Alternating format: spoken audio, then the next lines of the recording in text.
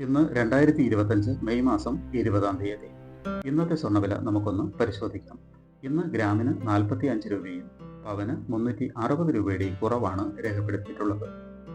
1 gram 22 carrot സ്വർണത്തിന് 8710 രൂപയും പവന് 69,680 രൂപയുമാണ് കേരളത്തിലെ ഇന്നത്തെ സ്വർണ്ണവില.